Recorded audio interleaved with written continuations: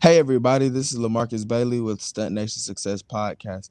If this is your first time listening, this is a podcast where we talk about student athletes and give advice for students and parents to reach your full potential and to reach the optimum potential for your career. And today we have a special guest, one of our partners and a great friend of mine, Jerome Jones with Inside the Hashes. How you doing today, Jerome? What's going on, Lamarcus? I'm glad to be on again. Good to get some great advice to some of these players, and ready to go. All right, cool. All right. So just to give a review of our last episode, we discussed briefly about just what it would be like to be recruited during the COVID-19 pandemic, and basically some things that athletes could really do, some actionable steps in order to make themselves still visible to colleges, and some things that they could still be doing while they're at home training, and regardless of the situation that they were given, how they could take full advantage of it.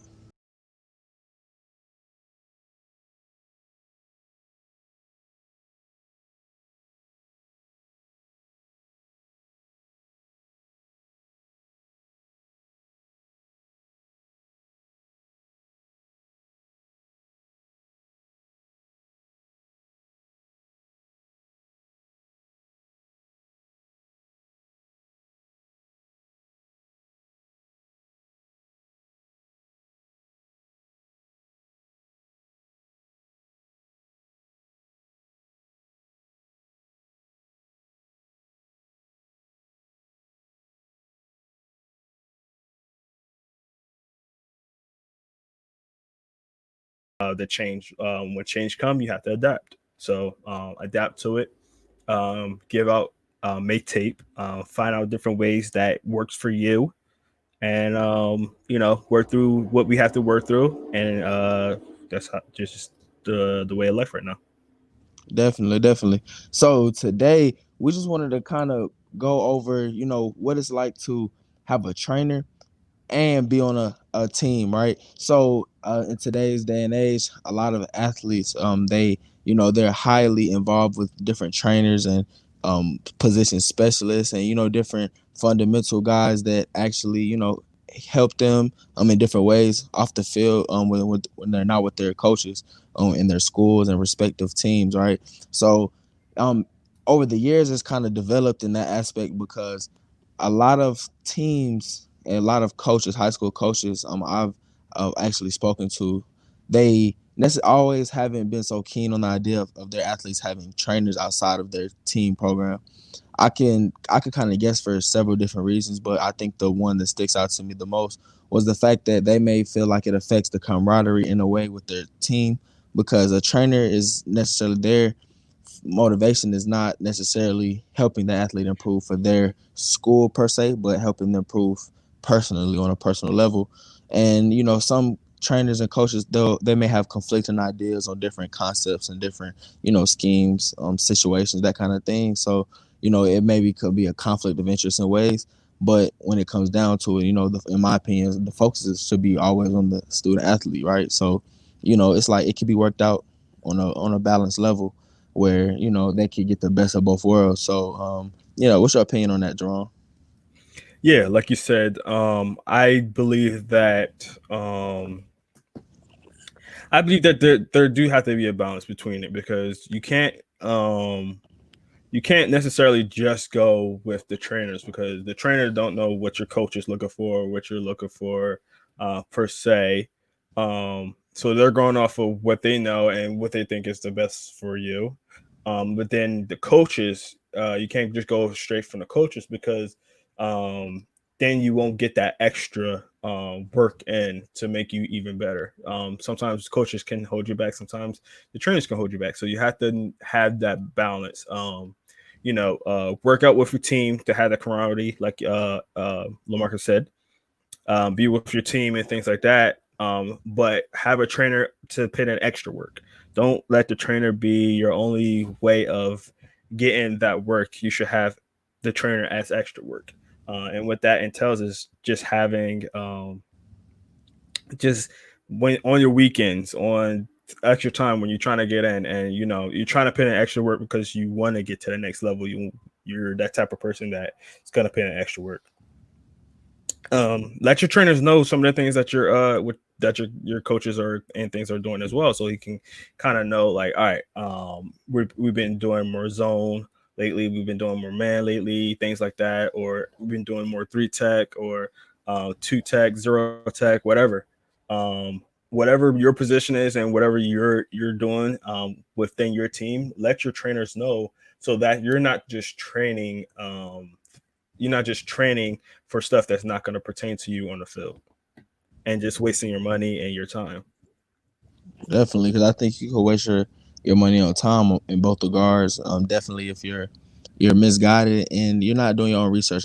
I'm a big proponent of doing your research as early as you possibly can. Start doing research, just knowing where you want to go. If you want to go somewhere, just making sure you know what comes with it, and that pertains to what schools you decide to go to in high school and what trainers you decide to train with. So along the lines of a trainer, and their kind of their place in the student athletes circle, I guess. What is your opinion on recruiting when it comes to your trainer versus your high school coach helping you with recruiting? Say that one more time. Your opinion on the aspect of your trainer versus your high school coach helping you with recruiting. Like what kind of weight do they should they have in that process? I will always lean more toward your coaches and than your trainers. Your coaches will know you more because they will be working with you more. They'll have more insight of you. They'll see how you're doing with school as well. Your trainer is, like I said, your trainer should be an extension of what you're doing at your school or on your team. Especially if you're looking at the pros, they're not just like a lot of them. There are some guys that just go to their trainers, so don't get me wrong on that.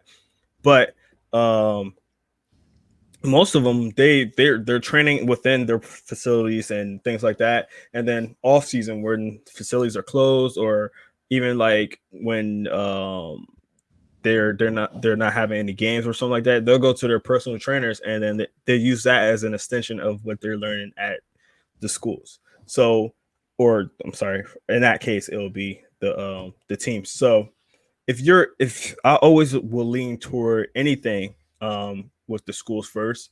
And don't get me wrong, there are some people or schools or coaches that will steer you in the wrong direction. And then that's when you lean on your extensions like, hey, we're doing this, what do you think about this? And don't I would take everything as a grain of salt also, and just kind of learn. And like Lamarcus said, do your research. Understand what's working for you, understand what your coaches are saying, understand what your trainers are saying, and then you go in a direction that you need to go. At the end of the day, it's all about you. It's not what your trainers want. It's not really what your coaches want.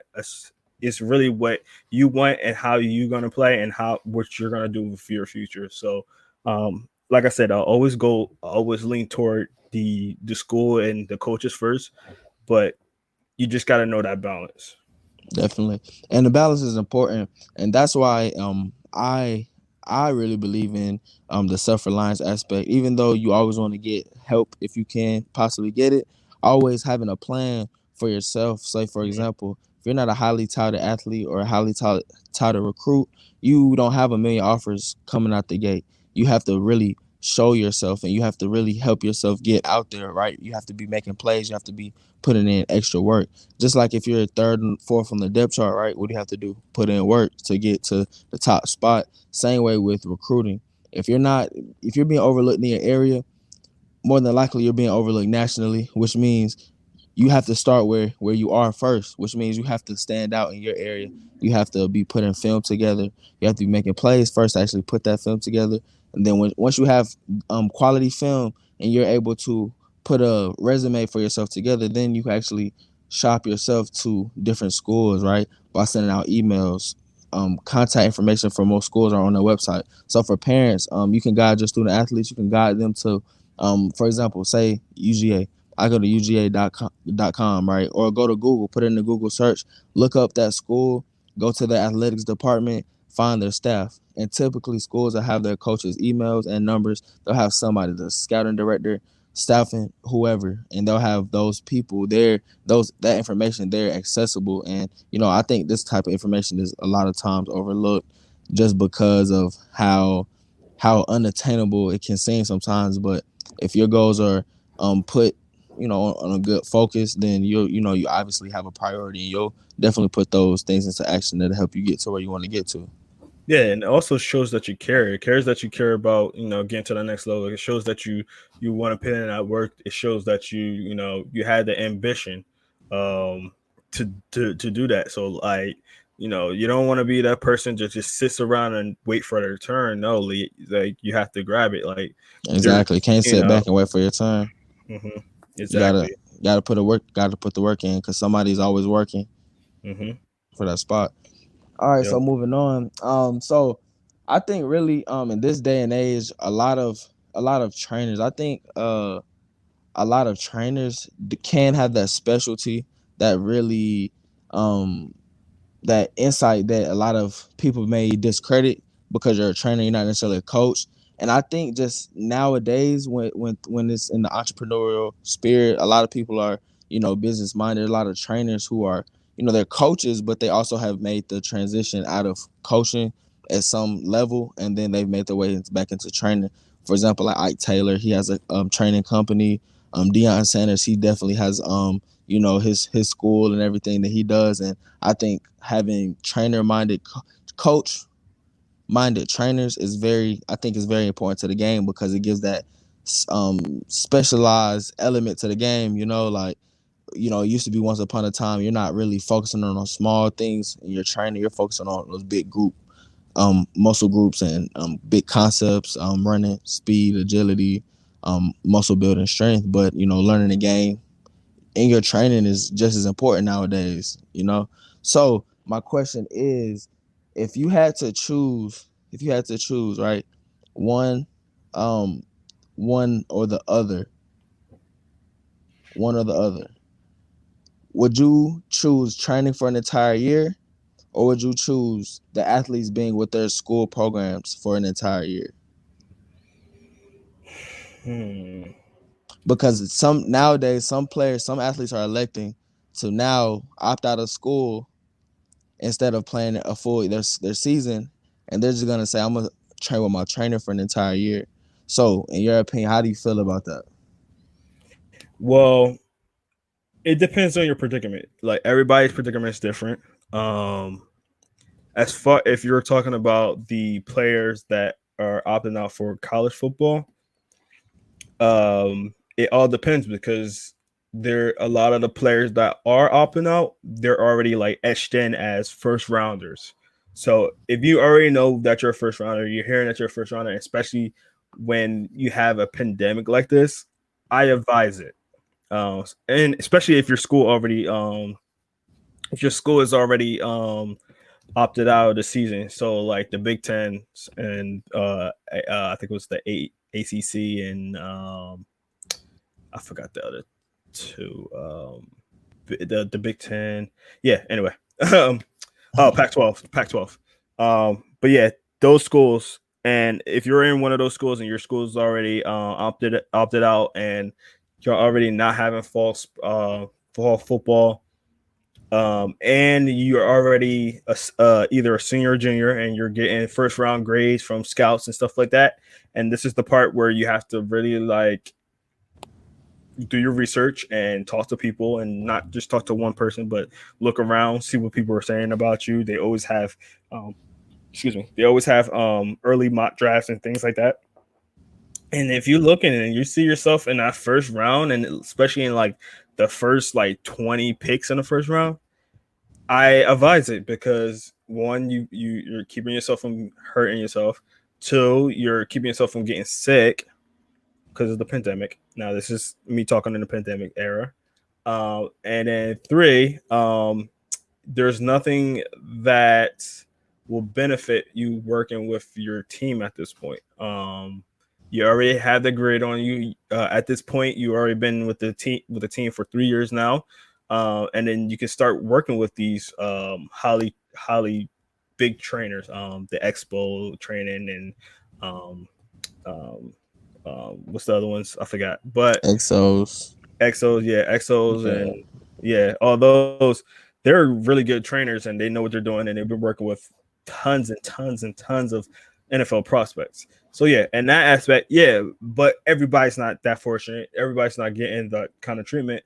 Um, so if you're in a predicament where you're not in a situation where you know you're going to be in a first round pick, um, and I understand you opting out for the COVID, that's in its own right. So if you're opting out because of COVID, you're looking out for you and your family. I totally understand that.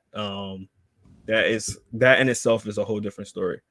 But if you're opting out because people are telling you, oh, you should be a high second round pick or end of the second round or something like that, I highly advise against that. Simply because one, you're gonna miss out a whole year of film if your school didn't opt out. You're missing a whole year out of film. Two is that those draft rates change all the time. Unless you're a first round pick, which even then it actually changes some here and there. Um, it's gonna change for you.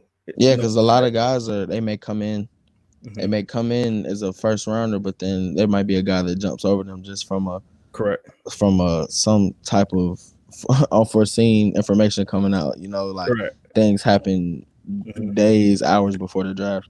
Correct. And the last thing is that for the players that are playing right now, there is a possibility that somebody might emerge or jump ahead of you or something like that. So you have to be very, very careful with that. And so if you're an athlete and you're thinking about opting out, I hope it's opting out because of COVID and not because um, the draft grade that they've given you or that your school already opted out. So that would be the only two reasons I would say opt out of working with the team. Is if your school's already opted out, or you're concerned with COVID. Other than those, right now, any other year, I would vote against not opting out at all. Mhm. Um, Another one thing that I wanted to make note of too. Now, I guess I want to say an alternative to the team, but you know, a great option. I know in a lot of different cities, like especially Atlanta, there's like a lot of there's a lot of trainers that are really like specializing with certain positions, and you know, they're really teaching and working with a lot of guys that are in college on the NFL level, especially over the offseason. And one thing mm, I have noticed is that a lot of work that some of these trainers are doing, it really is involving an entire view of the field instead of such a small view of the position. And so they're actually getting, teamwork a lot of the times because they're, they're inviting some, it's top level guys, a lot of top level guys mhm. that are training. And so they're getting full 7-on-7 work, half line work, and they're actually able to get like they would at a real practice. So I think if you're able to get in real game like situations and get a real full speed element, receivers, DBs, a lot of skill positions, even D linemen. If you're able to get full speed work and get real, you're able to basically replicate that experience in a way, then I think that can be beneficial in some ways as well. So like to make note, like I am OD, in Atlanta, and like Route King, I know those guys. They work with a lot of guys in Atlanta, and they were actually getting some NFL work. They were getting NFL work with a lot of young guys as well. So to have those kind of environments, that could be a new thing that we see, I think, moving forward, especially if COVID is like, continuous for some time. Yeah, and just knowing the records of who's training. So you got to know the background of the trainer. So if they played before, what condition they are and why they're not playing anymore. If they were playing or if they retired, like that's excusable. Did they play in the NFL? Was it just college? Why they didn't get to the NFL? You got to know that background of your trainer as well. Two, you got to know who they already trained. So you're not the first couple of people they're training, who they trained in the past, did it work for them? See, what results they got, things like that. And then the last thing is like get a trainer that will help you out. Like have a trainer that will be personable to you and help you out, not just there to um, grab your money and then train you here and there and just be like, all right, have a good day. Like you have a trainer that is invested in making you better and making sure that you're good and always tweaking stuff here and there, and not just have you running through a drill or something like that. Like really coming to you like, all right, I see you doing this, do this instead. Hey, I see you're turning your head this way too fast. Turn your head this way when the ball's coming.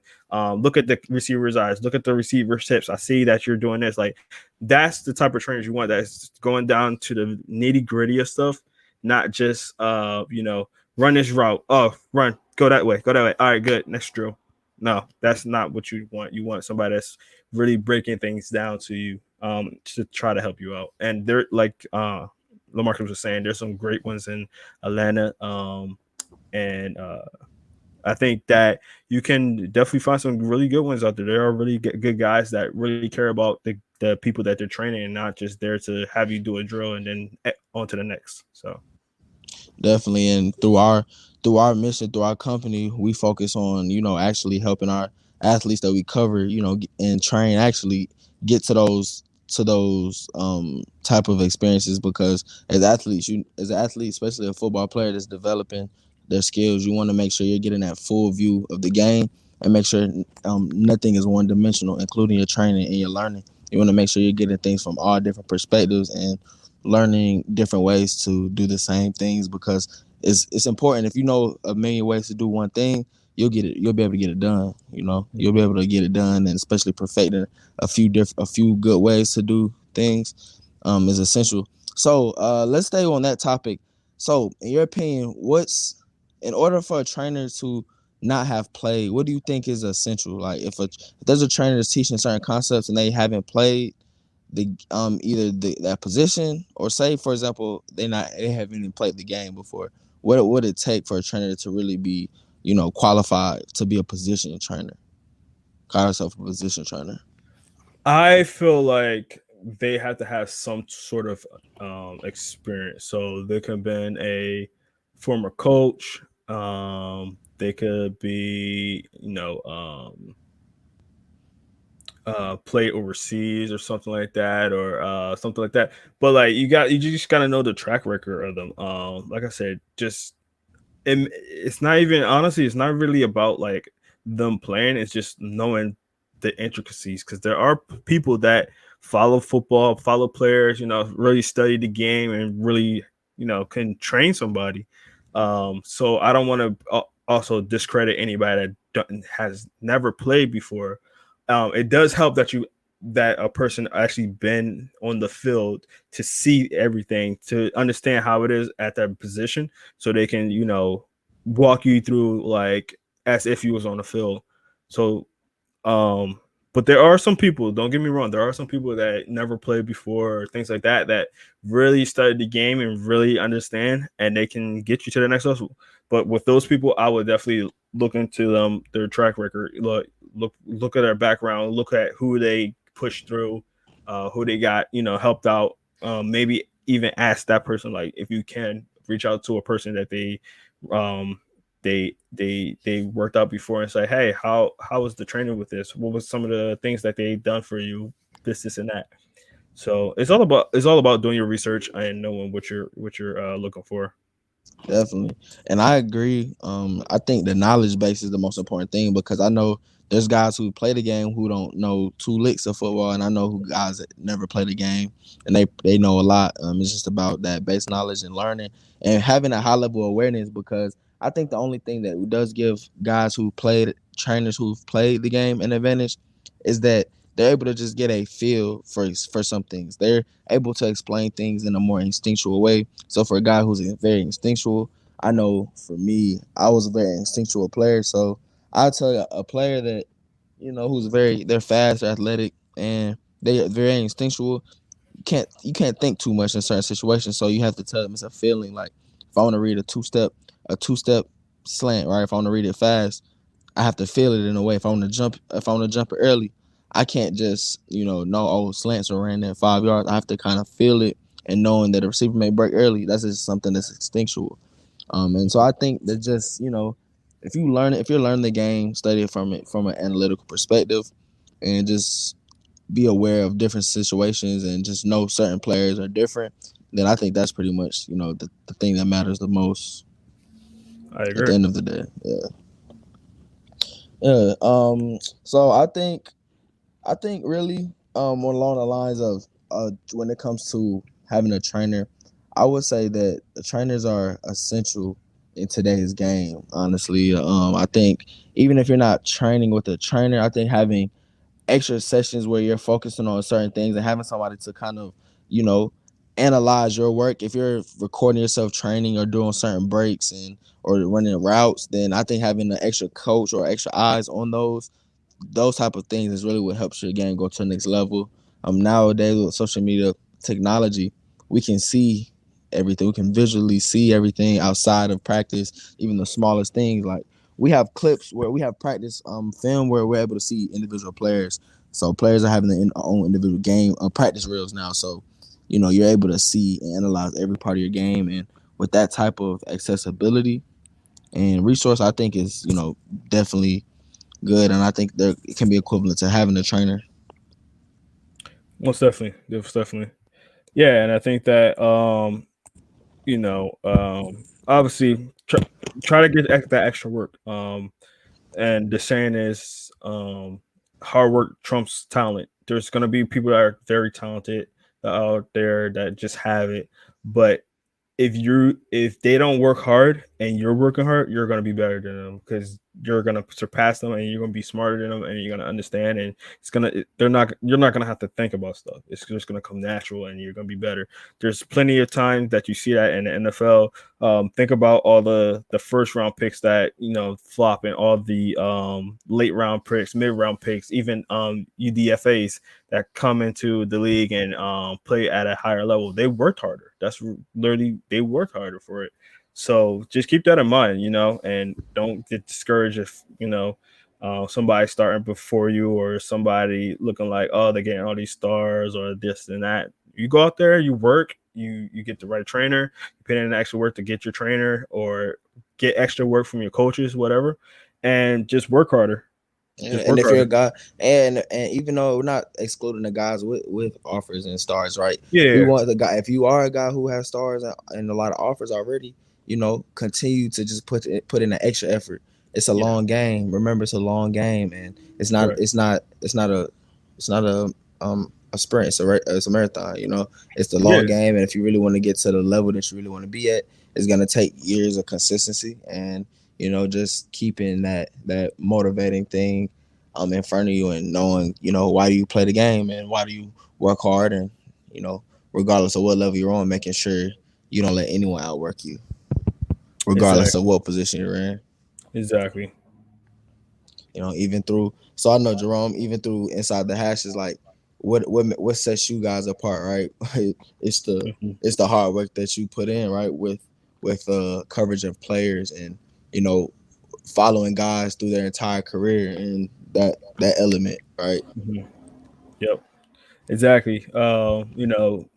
There's companies, there's people, there's just everybody. Like it's always come down to working hard and putting your head down, doing the right things, building relationships with people, growing each day. One of the things that we say inside the hatches is 1% a day, and that just go in life, not just football, not just work. It's 1% every day. You improve 1% every day.